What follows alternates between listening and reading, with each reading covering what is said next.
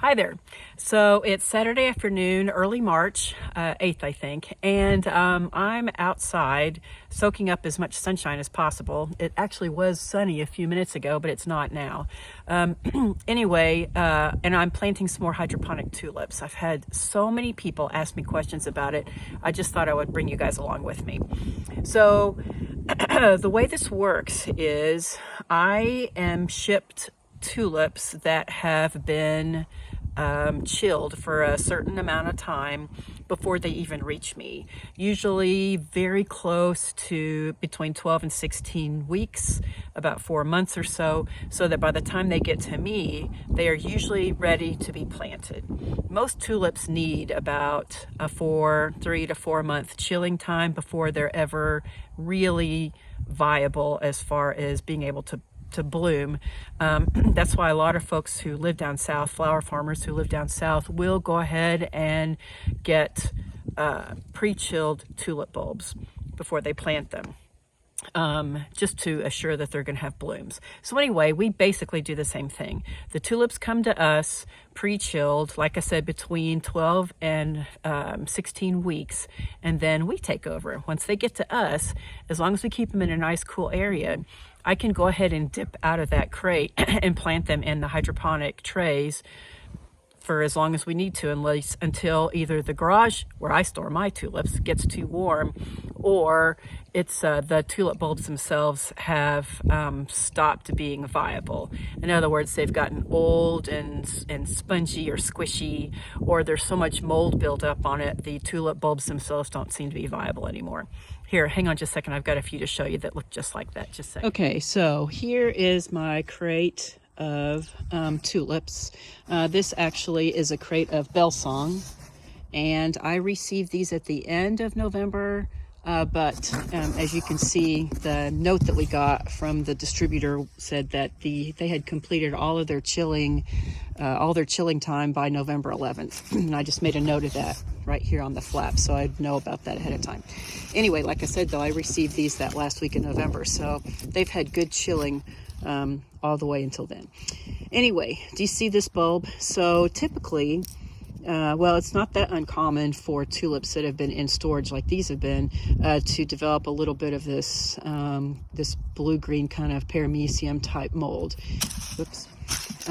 Some folks might not think that these are viable. However, in my short experience doing hydroponically winter-grown tulips, as long as this bulb isn't squishy, as long as it's nice and firm, which it's not. I know if you're sitting next to me, you could feel it for yourself. The bulb itself is nice and firm and really doesn't have any bruising or any kind of squishy, spongy feel to it. So this one, actually, I'm going to take a chance and plant this hydroponically. I'll show you what I mean by planting hydroponically here in a sec. This one, however, even though it looks really similar in that it's still got that same blue-green mold on it, if you were to challenge it and push on it, it's very spongy, very squishy, and it might be viable, but I just don't think so. And not only that, I'm not really willing to take up important hydroponic space by trying to see if this will grow when I really think its viability is gone. Anyway, so I'll push that one to the side. Okay, let me show you what I mean by hydroponic planting. So here's my hydroponic tray. I don't know if y'all can see this very well, but at the bottom, at the base of the tray, are these spikes. I don't know what else to call them. They're spikes. And the bulb, you take the bulb and you seed it face down into the spike and just really place it nice and firmly. Now, and then you just do that until the whole tray's filled up. Now, typically, or at least I should say when I first started, I put all of these little bulbs side by side, like almost touching. And they do look like they're very close or almost touching in the tray now. However, compared to how I used to place them, they've got quite a bit more space in between. And the reason I used to do that, have them side by side as close as possible, is because it gave me more blooms per tray. However, what I have noticed is that when the bulbs are too tightly placed in the tray, they have a tendency to get stem topple, which means typically that the humidity in the room where you're growing the tulips, the humidity is too high, and it causes kind of a type of dampening off where the stem gets a certain length, a certain height, and then all of a sudden the stem will dampen off, and then the tulip will fall over and fail. Now, some days I don't have, or sometimes I don't have a problem with that because it's not a problem for me to have short stem tulips because I service so many restaurants in Whitefish and in the surrounding area where I live that it's not usually a problem. I can still use the tulips even though they've got a shorter stem. But if you're to sell them to a customer or to a florist, the really short stems is not acceptable. So, okay, let me show you one more thing.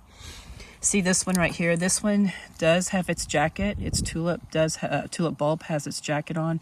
I try to take the jacket off if it doesn't, take me too long. And the reason is because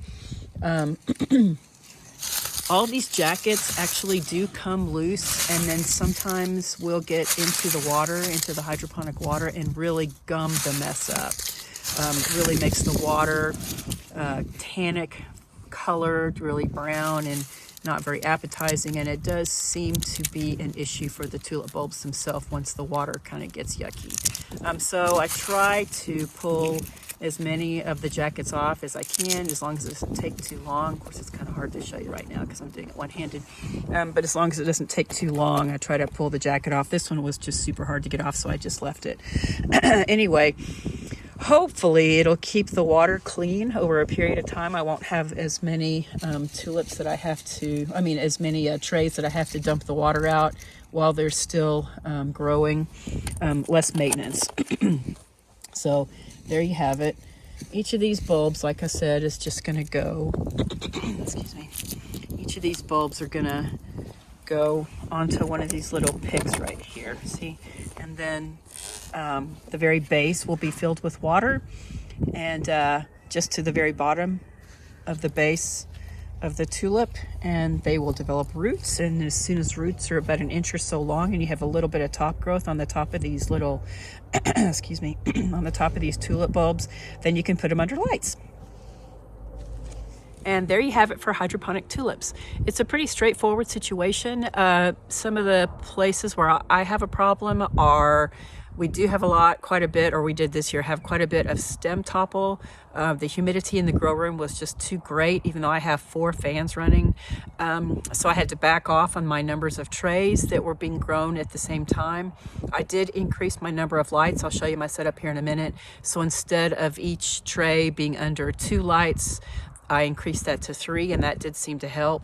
And then, like I said, just not crowding quite so many bulbs in one tray has really cut down on the stem topple as well. Okay, thanks for joining me. This has been super fun.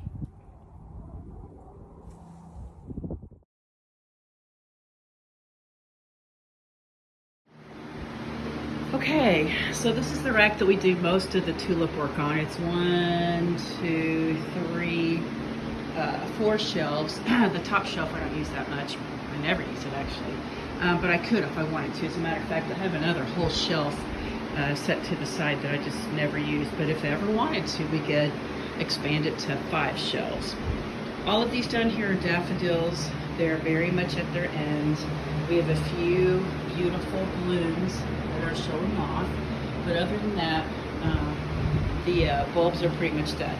So you probably know this already, daffodils and tulips are really, really similar in that they will bloom again, especially the daffs, they will bloom again, but you have to let the greens completely absorb sunshine and absorb light for as long as they're interested. So until they die back, your best option for blooms next year are to allow them to continue to survive wherever they're at. So in other words, don't cut the greens back until they die back on their own. All of the greens are sucking up sunshine and creating strong, they're sucking it down into their bulbs, the good sunshine, the good light, the good nutrients, and they're sucking it down into their bulbs for good, strong bulbs next year, blooms next year. Okay, here are the tulips. Let's look at this one. don't know if y'all can see that down there. Do you see the water? Yeah. And as you can see, we're starting to have some pretty strong blooms here. This is Brisbane. It's, even though it doesn't look like it, it's going to be an orange frill. This one's starting to show some color. It's going to be an orange frill. Beautiful, beautiful tulip. These look good. This is Alibi. It started off kind of slow. Usually Alibi is super strong. It started off kind of slow. I just added water to it. That's why these are wet. But anyway, lots of them just kind of took off, while the other ones, the other bulbs, have barely even made roots. I'm not sure what's going on with that. So anyway, and this one is, this one is Cabana, either Cabana or Dreamer. And you can see that famously they are making double blooms, which is beautiful. They're perfect for restaurant flowers, restaurant tables. Anyway, so that's it. Oh, let me show you. So do you see this up here?